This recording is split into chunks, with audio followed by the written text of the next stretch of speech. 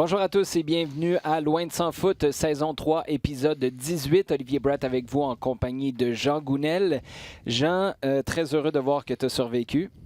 Parce qu'on a failli tous y passer. Hein? La semaine qu'on vient de vivre est absolument exceptionnelle.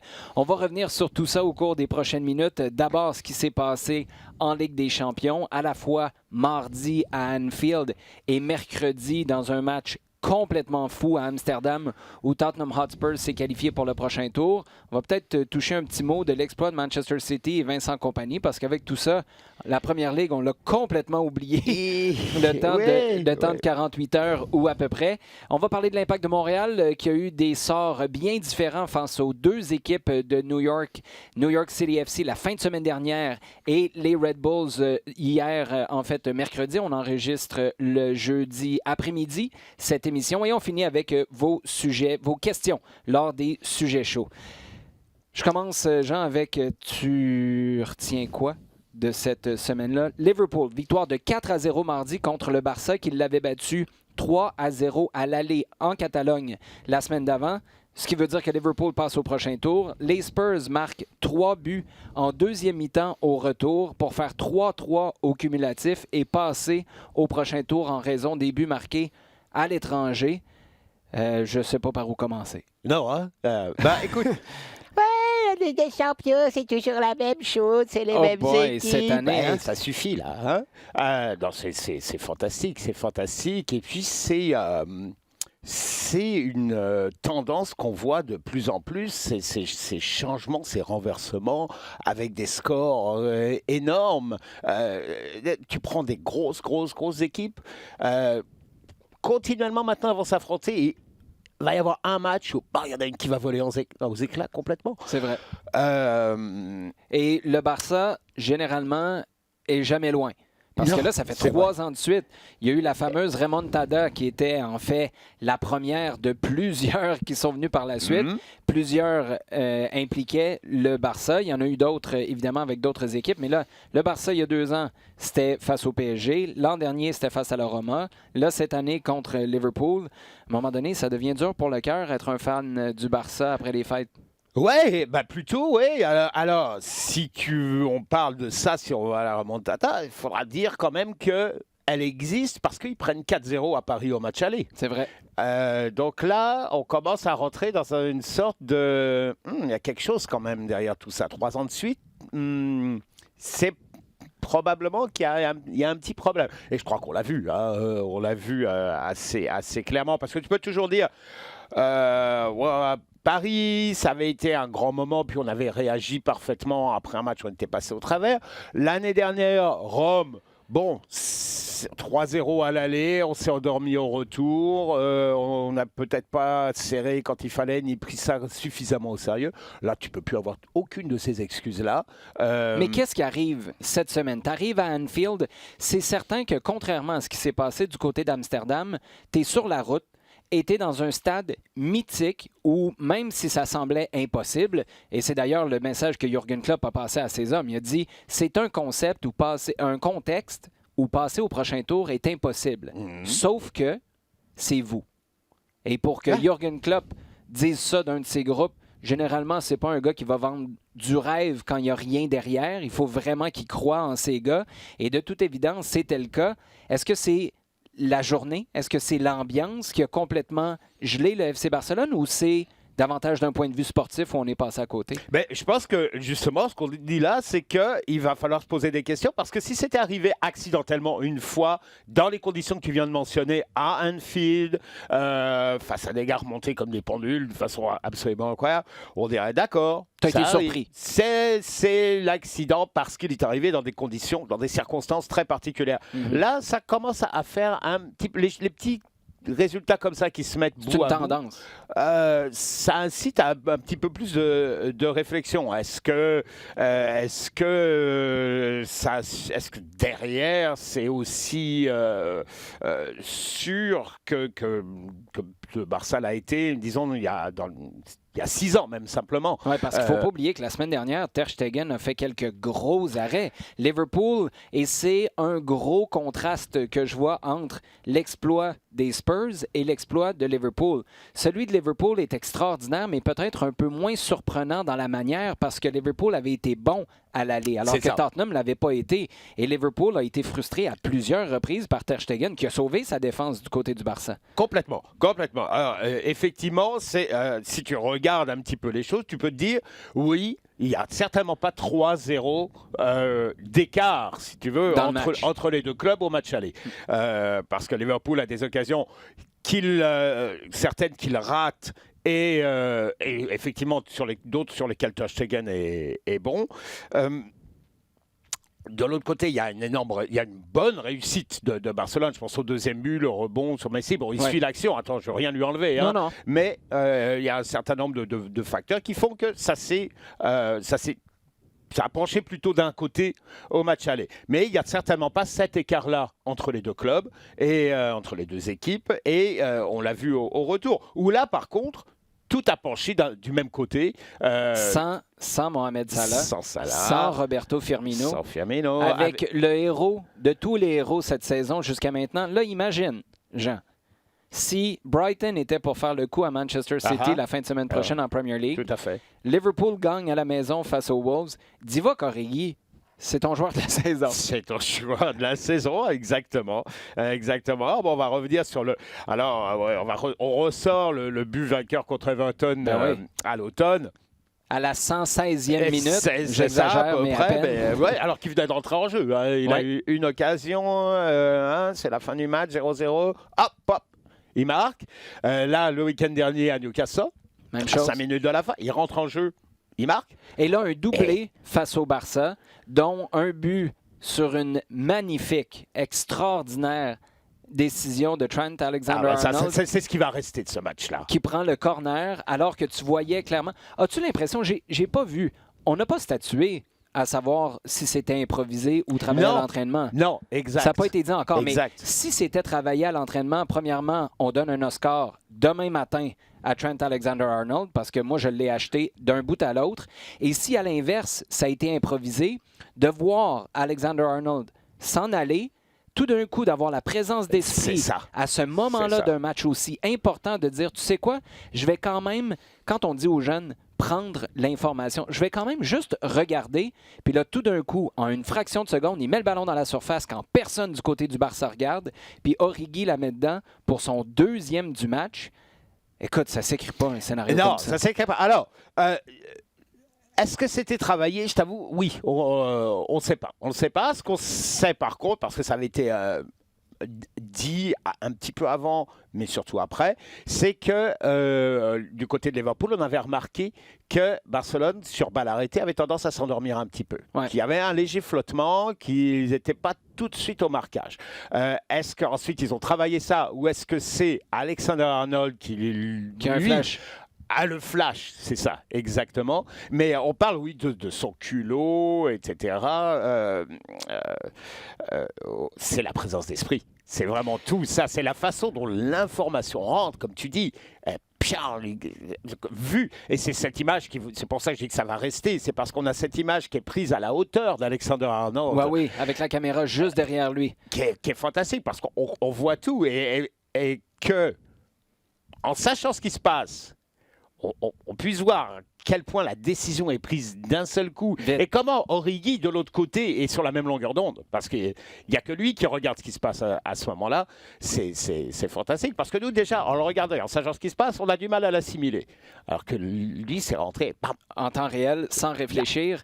Et justement, j'aimerais ça t'entendre sur le travail de Jürgen Klopp à ce niveau-là. Il y a un parallèle intéressant à faire aussi du côté de Tottenham qui était privé de Harry Kane. Son Heung-min a été phénoménal cette saison, mais depuis 2 semaines, c'est plus compliqué. On le sent moins en jambes, on le sent frustré.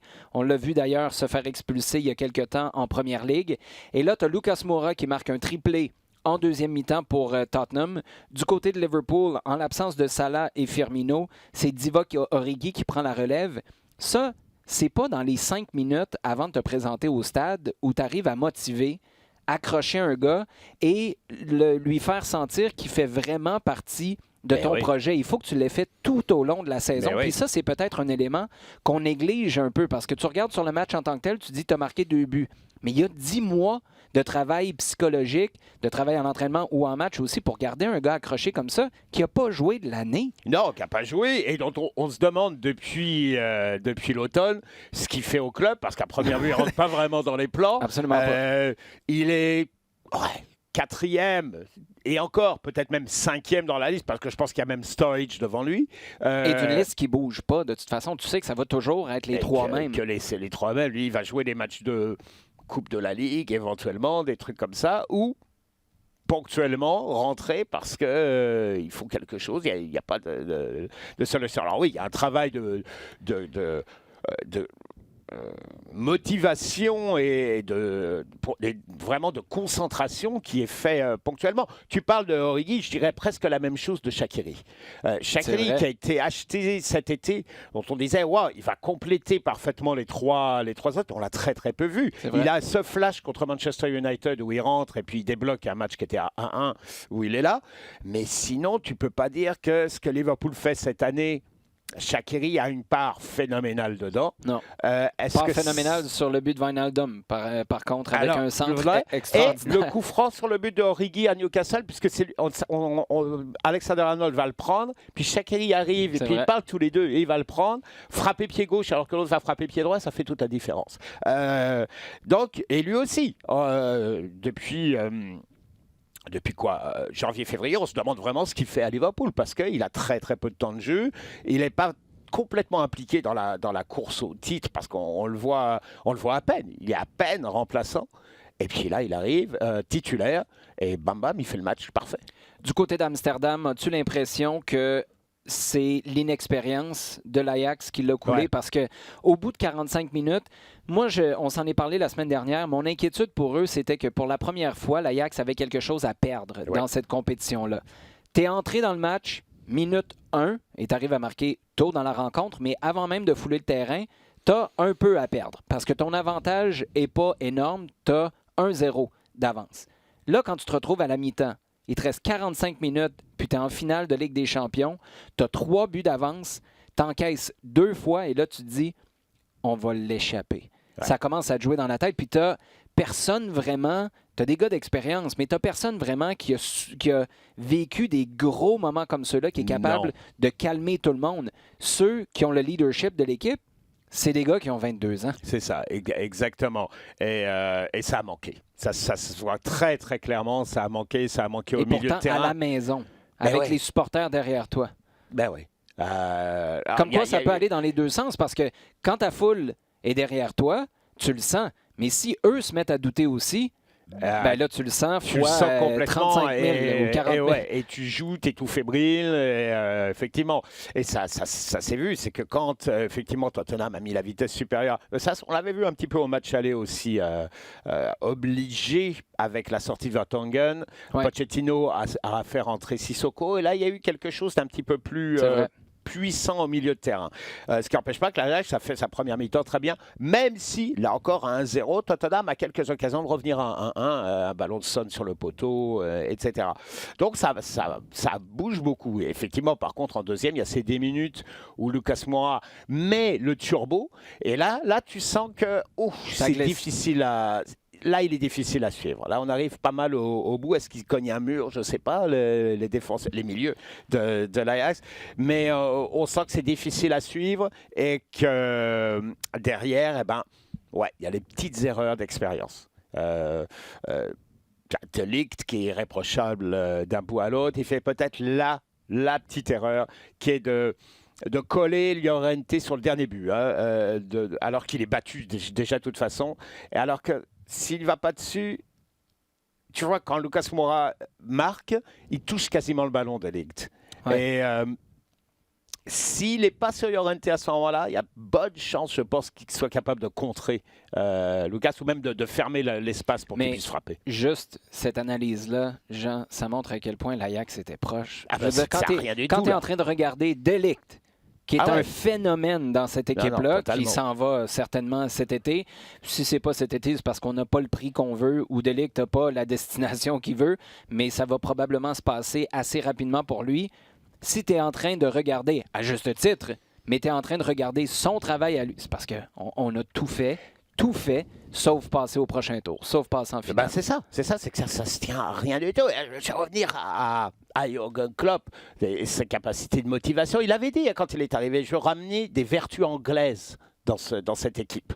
Et cette année, il y a eu une sorte de glissement. On l'a dit plusieurs fois, c'est une équipe qui fait plus attention à comment elle défend, qui est capable de modifier son tempo et tout. Qu'est-ce qu'il a fait contre Barcelone? Il a lâché. C'est vrai. Il les a lâchés. Il a dit, regardez ce que vous avez fait contre City l'année dernière en Ligue des Champions. Ça a justement. fonctionné. Je veux ça. Je veux ça aujourd'hui. Et il y a un petit truc, je ne sais pas si tu as vu ça, les ramasseurs de balles. Ben oui, la vitesse à laquelle on remettait les ont ballons eu en une jeu. formation. On leur a montré des vidéos. C'est incroyable. Ouais. Pour redonner le ballon rapidement. Et ça se joue Et ça là-dessus. joue là-dessus. C'est malade. Mais Parce que justement, ça revient à ce qu'on disait, sur les remises en jeu, Barcelone a tendance à laisser prendre les 2-3 secondes peut-être. On se reparle, on se parle, on se place. Toi, tu fais ça. Et hop, c'est déjà parti. te souviens-tu d'une semaine comme celle-là? Alors, ouais, un petit peu. Un petit peu. OK, mais là, j'ai hâte. Parce que moi, je me souviens des parcours extraordinaires. Tu penses à... Tu regardes les équipes anglaises parce que c'est ce qui nous concerne cette semaine. Tu as Leicester qui a eu un mois et demi, une saison au complet, là, mais à un moment donné, c'était match après match où là, tu sentais une euphorie extraordinaire, mais c'était sur des plus longues périodes. Mais là, des matchs qui ne sont pas en lien les uns avec les autres, vraiment. Comme ça, cette semaine, avec City, tu as eu Liverpool par la suite. Tottenham, vas-y, compare-moi ça, là, je suis très curieux. Alors, Ligue des Champions 2004, quart de finale. Ouais. La Corogne, Milan AC. La Corogne perd 4-1 au match aller. Voilà. Ils font un blitz au retour, ils gagnent 4-0. Avec 3 buts en première mi-temps. Ouais. Renversement de situation. Au même moment, on parle du Milan AC qui était champion, qui était tenant du titre. Avec Shevchenko, Kaka, etc. Monaco-Real Madrid. Au même moment. Monaco à Madrid gagne 4-2. Monaco marque en fin de match. Ils étaient à 4-1. Ils marquent un deuxième, un peu comme ça, quoi, à l'aller. Match retour à Monaco. Le Real marque. Ok, bon, voilà, quoi, c'est plié. Terminé. Et puis d'un seul coup, Monaco égalise juste avant la mi-temps. Et là, tu as un Real qui est complètement carbonisé. Là. On arrive en fin de saison. Enfin, ils sont cuits. C'est le Real de Zidane, Ronaldo, Figo. Ils en prennent 2 autres. Et d'un truc, tu as perdu 4-2 à l'aller. Tu te fais mener 1-0 chez toi. Monaco renverse le truc, 3-1 et il passe. Et en même temps, et ça c'est peut-être... À l'époque, c'était énorme. Arsenal-Chelsea. Ben oui. Avec Arsenal à Chelsea... C'est juste au moment où Abramovich arrive, et donc c'est encore Ranieri l'entraîneur.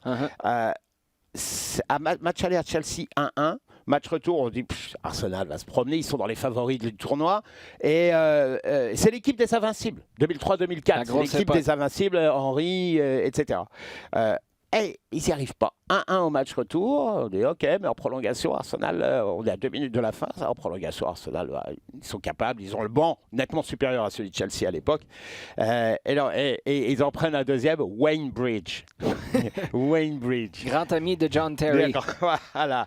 Qui marque et Chelsea, donc sans Arsenal. C'est à peu près tout ce que j'ai trouvé qui rassemble en trucs un peu fous qui arrivent l'un après l'autre. Mais je pense que c'est pas au niveau de ce qu'on a vécu cette semaine. Comme quoi, l'actualité, et surtout l'actualité en 2019, avec tous les médias sociaux qui sont à notre disposition, la quantité de vidéos, d'audio, de réactions aussi, ben, ça nous fait perdre un petit peu de perspective. Parce que quand tu vois un Glenn Hoddle qui est de retour sur les plateaux de télé, lui qui a eu un malaise cardiaque au mois d'octobre dernier, qui était de retour et qui était à Amsterdam avec Gary Lineker et Rio Ferdinand, quand Lucas Moura marque le 3e but, sans blague, T'as Rio Ferdinand qui va mettre la main sur le cœur de Glenn Hoddle puis qui lui demande Ça va? Es-tu correct? Est-ce que ça va? Assis-toi, s'il te plaît. Oui. Calme-toi parce qu'on a tous peur de revivre ce qu'on a vécu au mois d'octobre. C'est la beauté de 2019. C'est sûr qu'on va critiquer la présence, l'omniprésence des médias sociaux, des joueurs qui s'en préoccupent peut-être un peu trop par moment, mais d'avoir accès à tous ces jeux de coulisses, à toutes les perspectives différentes, que ce soit celle des joueurs, d'un coach, des analystes. Il y a des vidéos, par exemple, de Liverpool avec John Aldridge qui est sur la galerie de presse, Oui. qui décrit la rencontre. Les gars pleurent à la fin du match parce que c'est tellement des émotions fortes qu'ils viennent de vivre. C'est quand même extraordinaire qu'on ait accès à toutes ces images-là. C'est ça. Alors, effectivement, ça, je dirais, le côté un petit peu négatif qu'on vit dans l'instantané, pas mal, et qu'on oublie très rapidement. C'est vrai, on en parlait un petit peu avant l'émission avec tous les deux. C'est vrai qu'aujourd'hui, le but de Vincent Kompany, il est presque sorti oublié. des têtes, complètement. Puis autrement, ça aurait fait la une où on en aurait parlé pendant une semaine. C'est ça ça. n'a même pas duré 24 heures. Tout à fait. Alors, par contre, de l'autre côté, on a, et pour reprendre un mot qui est à la mode, on a un nombre incroyable de narratifs maintenant. C'est vrai. Et à quelque part, c'est génial, je trouve. Parce que ça enrichit, si on est capable de bien de faire un peu, ça prend un peu plus de temps peut-être, mais de faire un peu la part des choses, ça enrichit le débat par moments de façon incroyable. Ça met la table de manière extraordinaire, donc, pour cette finale à Madrid le 1er juin. Ce sera une finale toute anglaise avec Liverpool et Tottenham Hotspur qui s'affronteront pour soulever le trophée aux grandes oreilles. Pour notre segment à domicile, maintenant, on revient sur, pas sur les deux matchs. On va laisser celui de la fin de semaine dernière de côté face à New York City FC. L'Impact de Montréal qui s'est incliné avec 2 buts encaissés en début de mi-temps. La première et la deuxième, on n'a jamais vraiment été capable de s'en remettre, mais on s'est bien remis de cette défaite-là avec une victoire mercredi soir 2-1 face aux Red Bulls au Red Bull Arena, là où on n'avait jamais gagné Absolument. en MLS. Et ça a été un changement de schéma tactique. Pour la première fois, on en parle depuis des semaines, Maxi Urruti et Jackson Hamel étaient sur le terrain en même temps. Pas un à côté de l'autre, parce que Urruti était davantage déployé sur un côté, mais quand même, on s'est arrangé pour pouvoir les placer les deux sur le terrain en même temps. Puis ça a donné un bon résultat, victoire de 2-1 dans un match où tout s'est fait sur coup de pied arrêté. L'Impact a encaissé sur coup de pied arrêté, a égalé la marque avec Diallo sur coup de pied arrêté, puis a gagné avec un but vainqueur marqué sur penalty. Bon, Urruti, on disait qu'on commençait à être un peu impatient avec lui. Regarde, ça peut aider. Hein. Un penalty, c'est toujours un bon quand tu es un peu en panne. Souvent, ça aide à décoincer. Et Urruti l'avait dit la semaine dernière. Il a dit, regarde, moi, quelqu'un peut me frapper le ballon en pleine tronche, puis ça rentre dedans. Peu importe comment je marque, j'ai juste besoin de marquer son premier. Penalty, c'est le scénario idéal. Voilà, on va espérer. Mais oui, dans ce que tu dis, c'est ça. Et puis, comment il vient le penalty, il est gagné par Jackson Hamel. C'est vrai. Donc, il y a quelque chose, oui. Disons, et on ne va pas dire que ce soit assez clair, parce qu'on a cette discussion depuis quelques semaines maintenant, on ne va pas dire qu'il y a un système qui doit être coulé dans le béton, qui doit être coulé dans le marbre. C'est clair. Absolument. Surtout sachant qu'on attend le retour de Nacho Piatti. Voilà, avec cette ombre-là, enfin cette ombre, disons, oui. Le Piatti qui plane un petit peu de toute façon. C'est normal, ton meilleur joueur, t'attends qu'il y avait... Mais d'un autre côté, tu dis, OK, c'est pas mal ce qu'on est capable de faire là, là en ce moment. Et on est en train de voir que cette équipe-là, elle peut être à géométrie variable. Ce groupe-là, il peut évoluer sur des divers schémas. Non seulement il gagne à la Red Bull Arena pour la première fois. Pour la première fois dans l'histoire de l'Impact, c'est quand même en championnat régulier MLS. Ouais. Avec un système complètement différent et en étant mené, ce que l'Impact n'avait pas fait encore. Donc, il y a quelque chose à creuser là, je pense. Et c'est peut-être ça la plus belle leçon à retirer de ce match-là, mis à part les 3 points que l'Impact va prendre en poche avec grand plaisir avant de se déplacer. D'ailleurs, c'est un déplacement qui a été fait un peu plus tôt aujourd'hui, jeudi, vers Cincinnati, où l'Impact va jouer son prochain match la fin de semaine prochaine. La plus grande satisfaction, la plus belle leçon, c'est que on peut faire des changements non seulement en cours de match, chose que Rémi Garde a très bien fait cette année, soit plus souvent pour protéger une avance que courir après un score, parce que tu l'as dit, courir après un score, on n'est pas revenu très, très souvent, mais tu peux le faire avant la rencontre et tout ne va pas s'écraser. Je pense que c'était l'inquiétude d'à peu près tout le monde et peut-être incluant Rémi Garde. Si tu y vas avec 2 joueurs offensifs, Maxi Urruti et Jackson Hamel sur le terrain en même temps, ça va flancher derrière. Puis là, tu as encaissé une fois, ça a été sur coup de pied arrêté, une faute que tu aurais dû tout simplement pas concéder. Zakaria Diallo a manqué de discipline, à mon sens, sur cette faute-là. Mais tu arrives à enrayer ça, ben, tu es solide. Et tu es plus percutant en attaque. Donc, c'est le parfait mélange des deux. Mais je le répète, en attendant Nacho Piatti, parce qu'après, la clé va être d'avoir un système qui met Nacho Piatti dans les meilleures dispositions. Ouais, alors là, va falloir, ça va être encore un autre type de réflexion parce qu'on va se retrouver avec Conco, on va se retrouver avec Taider, on va se retrouver avec Brown. Tu vas en avoir 6 qui vont faire la file pour un poste. Et voilà. Voilà. Là, ça va poser un autre problème, je dirais, de l'autre côté du terrain, en tout cas plus offensivement, alors qu'on semble effectivement, je pense, derrière avoir trouvé deux façons ou plus, en tout cas, de faire évoluer le groupe. Ouais. Et à première vue, ça marche bien. À droite, ça tourne plutôt bien. Brault-Guillard, on n'a pas senti Bakary Sagna. Son absence, très franchement, là, si tu regardes le match, c'est sûr que tu n'as pas l'expérience de Bakary Sagna, mais dans le jeu, de manière générale, Sagna ou Brault-Guillard, sur le petit échantillon qu'on a de Brault-Guillard jusqu'à maintenant, il n'y a pas une énorme différence. Non, absolument, contribue très bien. À gauche, pour l'instant, écoute, Lovitz, il est là. Il est là depuis le début. On m'a questionné cette semaine à savoir qu'est-ce que tu penses de Lovitz. Et là, je n'ai pas revu. Peut-être que son salaire a monté, mais l'an passé, Lovitz faisait 87 000 $. Si c'est là où notre attention va, t'en as pour ton argent avec Daniel Lovitz. C'est ça mon commentaire. Bref, sachant que tu as des gars à 700-800 000 qui passent la majeure partie de leur temps sur le banc, Lovitz, il te fait plus qu'un travail adéquat pour le prix que tu payes pour lui. Parce qu'il est actuellement, avec Samuel Piette, le joueur qui a le plus joué. C'est vrai. Cette saison. T'as Bush, mais lui, c'est un cas c'est un cas à part. Ouais, OK. Mais et on parle de 2 postes. C'est un volume de jeu. Où tu dois te dépenser. Ben oui. Surtout dans le système que Rémi Garde a utilisé au Red Bull Arena, où là, tu demandes non seulement à tes défenseurs latéraux de défendre, mais tu leur demandes aussi d'être tes attaquants quand c'est le temps de passer en transition offensive. Ça, c'est très taxant pour un gars dans le couloir. Ah oui, complètement. Et alors, bon, le doublon qu'il y a à droite, c'est très bien pour l'instant. Franchement... honnêtement, tu as un gars qui a une expérience, une bouteille monumentale, et puis un jeune, et je trouve que la dynamique est très bonne de ce côté-là, entre les deux et à ce poste-là. Il faut peut-être trouver autre chose à gauche, parce que Lovitz, il ne va pas faire ça toute la saison. Bien, ton problème, dans le fond, il est peut-être vraiment en défense centrale, parce que tu l'as.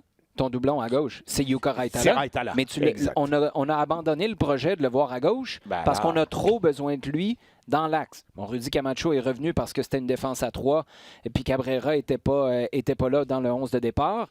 Mais est-ce que c'est viable à moyen terme?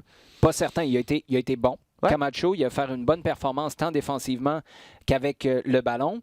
Mais à terme, tu ne vois pas Yuka Raitala déplacé sur le côté de sitôt. Donc là, ça va être intéressant de voir. Tu vas recruter quoi au mois de juillet? Parce que tu as quelques pions, je ne veux pas dire mineurs, mais qui ne sont pas des joueurs désignés, par exemple, à aller chercher.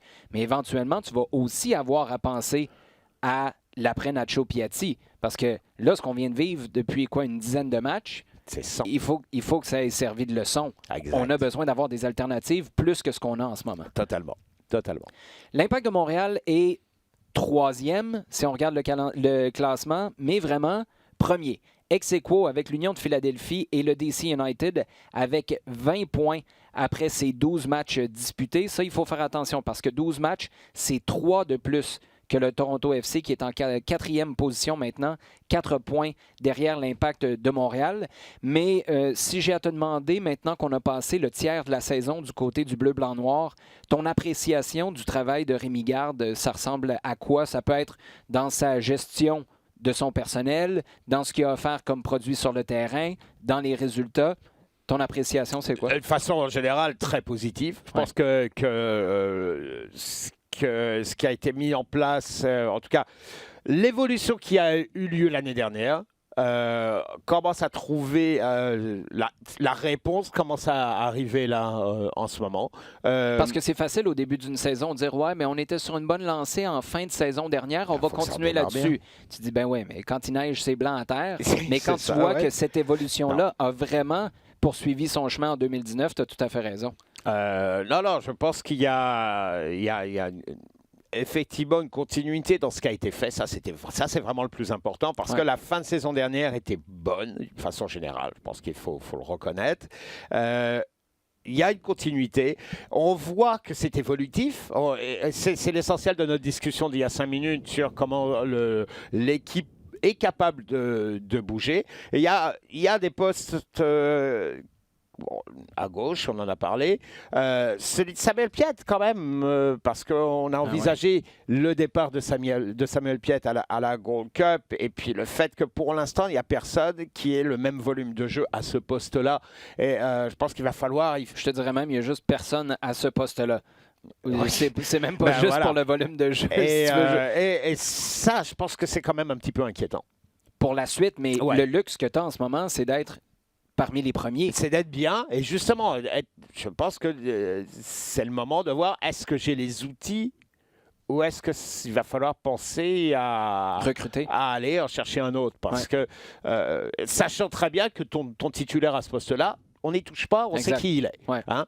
La personne qui va arriver va connaître son rôle. On parlait d'Iva Corrigui un peu plus tôt, mais la hiérarchie est claire. C'est ça. Donc, je pense qu'il y a ce travail-là à faire. Sinon, de façon générale, c'est bien. C'est bien. Et tactiquement, je pense qu'il y a une évolution, on le voit. Il y a des petites choses qui étaient un peu embêtantes parce qu'on les voyait revenir de façon récurrente, qui semblent être réglées. Bon, il y a eu une petite saute sur balle arrêtée là, mais d'une façon générale, ça défend beaucoup mieux qu'avant. C'est pas beaucoup mieux en attaque, mais ça défend un peu mieux. C'est ça, ouais. On a vu des petites choses en attaque. On satisfait de peu sur coup de pied arrêté à Montréal. Jean, donc oui, je suis d'accord avec toi, ça s'améliore un peu. L'Impact est capable, est solide, est concentré lorsqu'ils sont en avance. C'est une équipe c'est difficile d'aller leur arracher quelque chose. C'est vrai. Quand ils sont bien, quand ils sont en confiance. Il y a eu 2 matchs d'absence, Kansas City et l'Union de Philadelphie. Mais à part ça, ils ont été dans le coup si c'est pas vraiment près d'une victoire à chaque fois. C'est ça, exactement. Donc ça, je pense que c'est pas mal de positif. Il y a un tout petit... là, tu m'intéresses. Là, tu m'intéresses. Négatif, ou pour l'instant, qui n'est pas urgent, c'est que au niveau disciplinaire, ça pourrait être mieux. En termes de carton jaune? Ouais. Jaune-rouge, 22 jaunes, 2 rouges, ça commence à faire beaucoup. Ça nous... J'ai dit ça simplement parce que ça nous ramène quelques années en arrière, à l'époque de Donadel, etc., où là, il s'amassait de façon... c'était horrible. Et au bout du compte, ça a été pénalisant. Ça a été vraiment pénalisant quand des suspensions ont commencé à arriver de façon régulière. Et même un Samuel Piette a récolté plusieurs cartons. Là, je pense qu'il est à 1 d'être suspendu. Mais ça va être une lourde perte. On parlait d'absence déjà prévues avec la Gold Cup, mais si c'est des absences précipitées, hâtives avant ça, ben là, ça peut être un peu plus compliqué. Pour ma part, avant de passer au sujet chaud, ma grande satisfaction jusqu'à maintenant, c'est de voir qu'on a réussi à être compétitif, cohérent.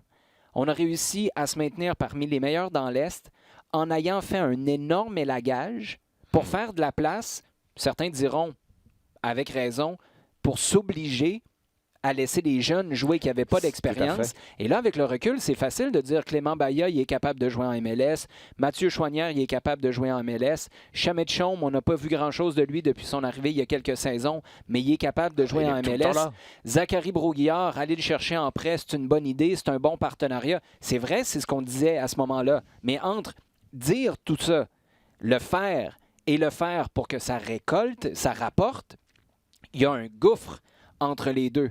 Et c'est là où moi, je pense que c'est une énorme satisfaction parce que ça montre qu'on avait un plan, on a réussi à l'exécuter et c'est pas un plan qui finalement nous a amenés dans le champ. On est sur la bonne voie. Écoute, de manière collective, les joueurs inexpérimentés de l'Impact sur les 12 premiers matchs de la saison 2019 ont probablement plus fait de chemin que tous les joueurs inexpérimentés depuis l'arrivée de l'Impact en 2012. C'est totalement vrai.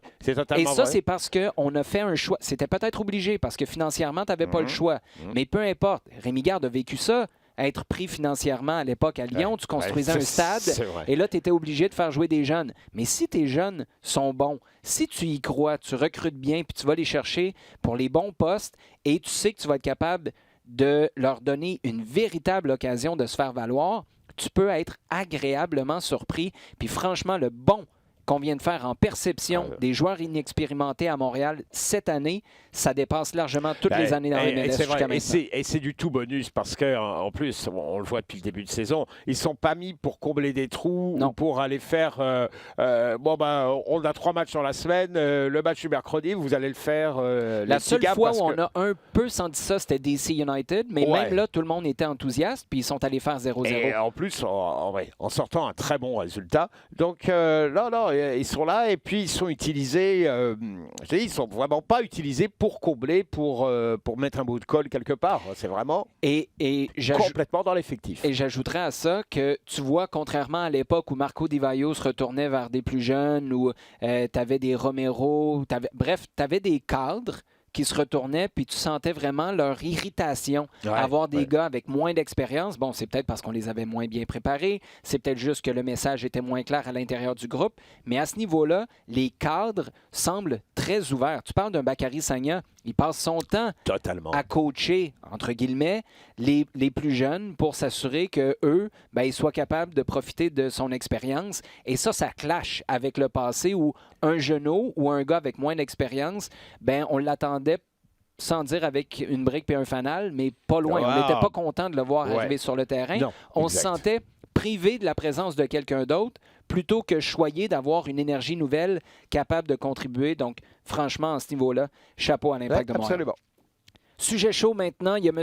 Foot qui nous demande « La remontada du Barça face au PSG n'a-t-elle pas été une révélation que c'est finalement possible des exploits comme ceux-là en Ligue des Champions? » Parce que c'est vrai qu'avec, moi j'ajouterais peut-être aussi Leicester City en Angleterre, parce que c'est pas arrivé exactement au même moment, mais c'était un peu dans la foulée des wow, on s'attendait vraiment pas à ça. Puis dans un monde où, tu l'as dit en début d'émission, on est un peu blasé parce qu'on se dit qu'au final, ça va toujours être les mêmes qui vont se retrouver en finale.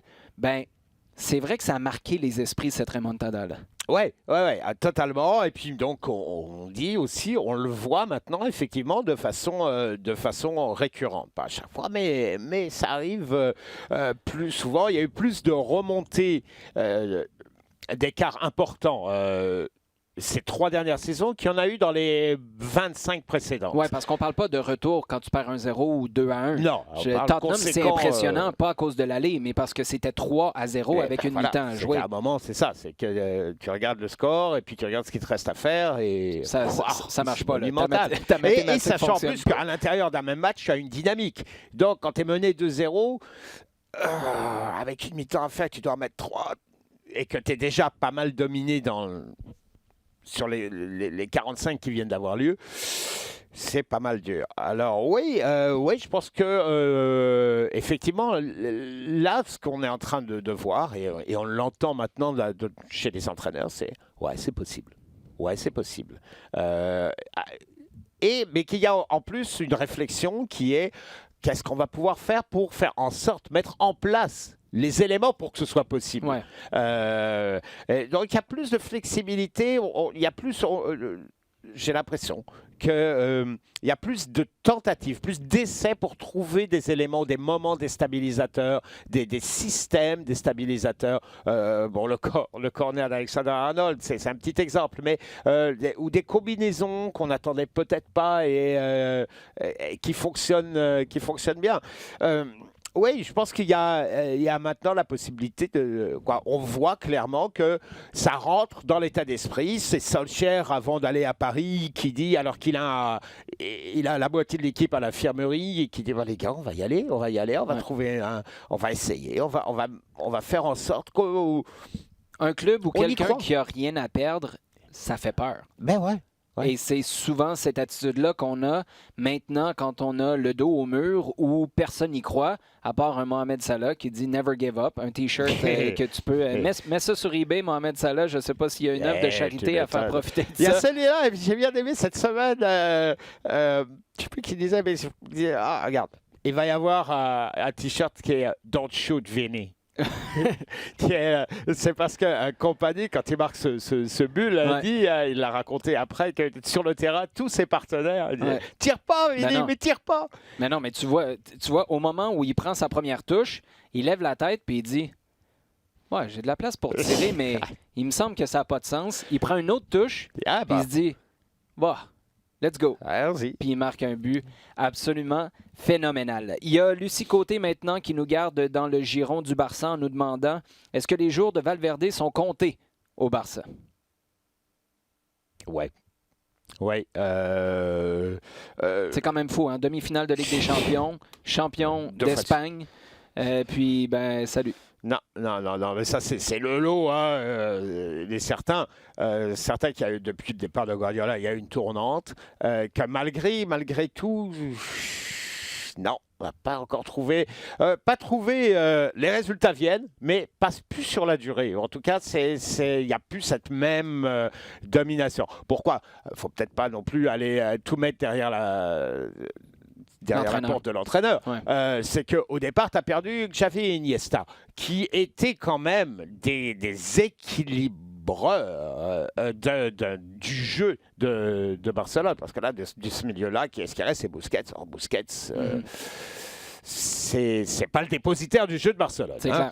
Mais je pense que faut comprendre aussi la dynamique qu'il peut y avoir à Barcelone, comme à Madrid, où tu as les socios qui ont leur regard dans la façon dont le club est géré et qui ne comprendraient pas du tout qu'on garde Valverde. Parce que les gens l'aiment bien, l'adorent pas. Ouais. Je pense pas que quelqu'un va pleurer quand Valverde va partir. Si on a été critique, puis ça a été des critiques virulentes de certains supporters du Barça qui ont croisé Lionel Messi à l'aéroport lors du retour de Liverpool vers la Catalogne, si on est dur envers Messi, l'entraîneur va passer au cash. C'est ça. C'est que le fusible, comme d'habitude, et plus que jamais là, ça va être Valverde. Parce que ça fait effectivement 2 années de suite que l'objectif Ligue des Champions était quand même pas mal annoncé, encore plus cette année, et que non seulement il n'y arrive pas, mais il n'y arrive pas, tu peux échouer. Je ne sais plus qui disait, tu sais, Ligue des Champions, il n'y a qu'un seul vainqueur et that's it, quoi. Mais ne pas y arriver de la façon dont ça s'est passé, Rome l'année dernière, Liverpool cette année, j'ai du mal à imaginer Valverde rester. C'était intéressant. Tout à l'heure, tu parlais d'Iniesta, de Xavi. Il y a Neosk, justement, qui nous demande « Crois-tu que les attentes sur Coutinho étaient trop élevées? Est-ce son dernier match avec le Barça? » Dernier match, encore faut-il faire des affaires intelligentes si on est pour le vendre ou pour l'envoyer en prêt. Mais est-ce que les attentes, justement, sachant la qualité des joueurs qui ont précédé Coutinho, le prix que tu as payé pour lui, le temps que tu as mis avant de le mettre sous contrat, parce que tu le voulais pendant un long moment et il est resté à Liverpool avant de finalement faire le saut en Espagne. Est-ce que les attentes étaient trop élevées? Je ne pense pas. Je pense qu'il a le talent. Est-ce que le système de jeu fait qu'il ne l'exprime pas? Parce qu'à Liverpool, Coutinho était intouchable. Ouais, mais là, il est utilisé un peu comme il l'est avec le Brésil. Est-ce que ça fonctionne? Pas vraiment. Je le verrais plus axial, là, maintenant, Coutinho. Ouais. Mais comment tu fais rentrer effectivement, tu as l'impression de vouloir rentrer une pièce ronde dans un carré. Tu as toujours la présence de Messi. C'est ça, tu as Messi. Parce qu'à Liverpool, il y avait tellement d'espace pour Coutinho qui était celui qui pouvait opérer à sa guise, alors que là, tu as des joueurs, sans vouloir manquer de respect à ceux qui entouraient Coutinho à Liverpool, quand tu as Messi dans le giron, c'est pas la même chose. C'est absolument pas la même chose, non, effectivement. Il y a la question du staff maintenant pour terminer. On parle du potentiel de 2 finales toutes anglaises en Europe. On en a une confirmée en Ligue des Champions. Au moment où on se parle, on se prépare à jouer les 2 demi-finales, match retour en Ligue Europa.